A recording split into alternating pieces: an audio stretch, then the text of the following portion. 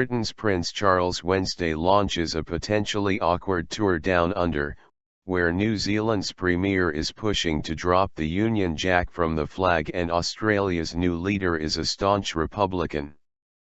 Charles and wife Camilla arrive in Wellington to start the 12-day trip in which the heir to the throne will visit a dozen different cities and towns across the two countries, including New Plymouth, Dunedin, Auckland, Sydney, Perth, and Albany. The Prince's office said the tour had a strong emphasis on honoring the military, with this year marking the centenary of the Anzac landings in Gallipoli, Turkey, during World War I that helped forge the identities of both Australia and New Zealand. New Zealand Prime Minister John Key has also sparked a debate on national symbols by calling a referendum on changing the flag, which features a Union Jack in the corner. Key argues it is time to ditch the symbol of New Zealand's colonial past, and later this month Kiwis will begin voting in a postal ballot to pick a potential alternative.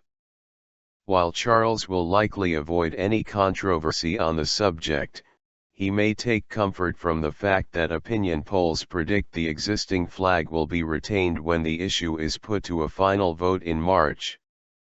If Charles becomes king in the future, as expected, he will become monarch of both Australia and New Zealand, which were once part of the British Empire but are now independent.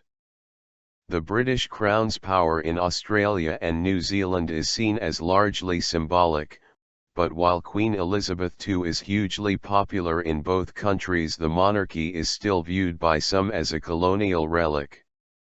While Key may support changing the flag, he remains an ardent monarchist, unlike Charles's host on the second leg of his tour, Australia's new Prime Minister, Malcolm Turnbull. Turnbull, who recently ousted royal supporter Tony Abbott in a party coup, is a former head of the Australian Republican movement and campaigned passionately, but unsuccessfully, to ditch the monarchy in a 1999 referendum on the issue. The Republic will come back, Turnbull vowed at the time. Since becoming Prime Minister, he has said that another Republican referendum in Australia is unlikely while the Queen is still on the throne, meaning the next one would likely be after Charles has assumed the crown. Turnbull showed his Republican fires still burn on Monday when he removed knights and dames from the national honours system, saying such titles were not appropriate in modern times.